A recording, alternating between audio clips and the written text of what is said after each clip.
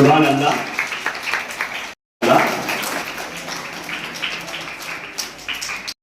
احسان છે એને 12મા મહિનામાં હમણાં આપણે આવ્યા છે.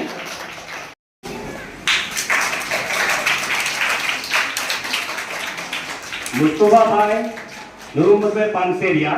અલ્લાહ તાલા કબૂલ ફરમાવે.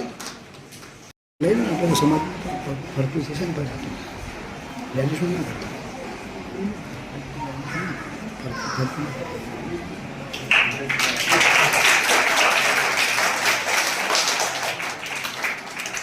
हमारा आता है. સુભાન અલ્લાહ.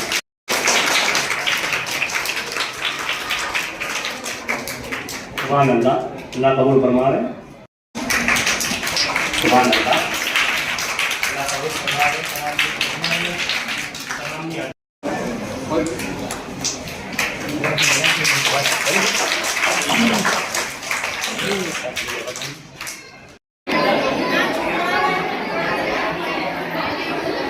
قال النبي صلى الله عليه وسلم قال بني الإسلام على 5 شهادة أن لا إله إلا الله وأن محمد رسول الله صلى الله عليه وسلم وإقامة. ماشاءاللہ ہمارے لیے آج کا جو دن ہے بڑا خوشی کا دن ہے، اس لیے کہ یہ جو مجلس جو ہماری لگی ہوئی ہے یہ دین کی مجلس ہے، کیونکہ حدیث پاک کے اندر آتا ہے قال النبی صلی اللہ علیہ وسلم قال بني الإسلام على 5 شهادة أن لا إله إلا الله وأن محمد رسول الله صلى الله عليه وسلم وإقامة الصلاة وإيتاء الزكاة والحج وصوم رمضان.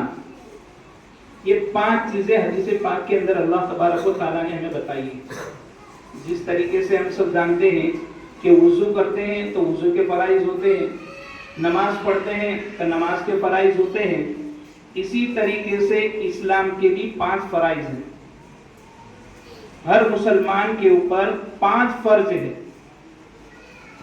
اور ان میں سے 3 فرض تو ایسے ہیں کہ چاہے وہ مرد ہو یا عورت ہو، غریب ہو یا مالدار ہو، ہر ایک کے اوپر 3 فرض ہے. سب سے پہلے کہ اس بات کی گواہی دینا کہ اللہ کے سوا کوئی معبود نہیں اور حضرت محمد مصطفیٰ صلی اللہ علیہ وسلم اللہ کے بندے اور اس کے رسول ہیں. یہ سب سے پہلا فرض ہے ہم سب کے لیے. اور دوسرا اقام الصلاۃ یعنی نماز کو قائم کرنا، یہ دوسرا فرض ہے ہمارے لیے. اور تیسرا رمضان المبارک کے روزے رکھنا. یہ 3 فرض جو بتائے ہیں وہ چاہے مرد ہو یا عورت، غریب ہو یا مالدار ہو، ہر ایک کے اوپر فرض ہے. لیکن اس کے بعد جو 2 فرض بتائے زکوٰۃ اور حج، کہ جو اللہ تبارک و تعالیٰ نے جس کو اللہ نے مال دیا ہے اس کے اوپر اللہ تبارک و تعالیٰ نے 2 فرض عطا کیے کہ ان 2 فرضوں کو ادا کرنا ہے. اور ان میں سے ایک فرض حج کہ جس کو ادا کرنے کے لیے اللہ تبارک و تعالیٰ نے ہمارے سماج میں سے جو حج کرنے کے لیے جا رہے ہیں ہم سب ان کے لیے دعا کریں کہ اللہ تعالیٰ جو ہے ان کے حج کے سفر کو آسان فرماوے اور قبول فرماوے. اور ہمیں بھی اللہ تبارک و تعالیٰ اس مجلس کے اندر بیٹھے ہیں تو اللہ تعالیٰ ہمیں بھی حج کرنے کی توفیق عطا فرمائے. میرے محترم دوستوں اور میری ماں بہنیں، یہ حج کا جو سفر ہے وہ 5 دن کا سفر ہے.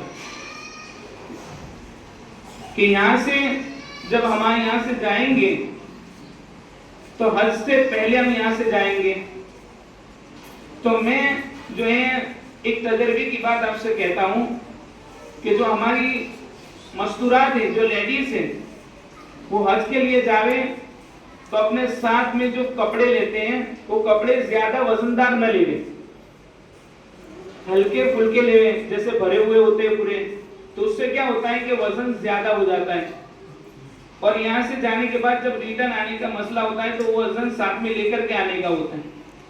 تو ہلکے پھلکے کپڑے لے لیں، 5-7 جوڑی ساتھ میں کپڑے لے لیں.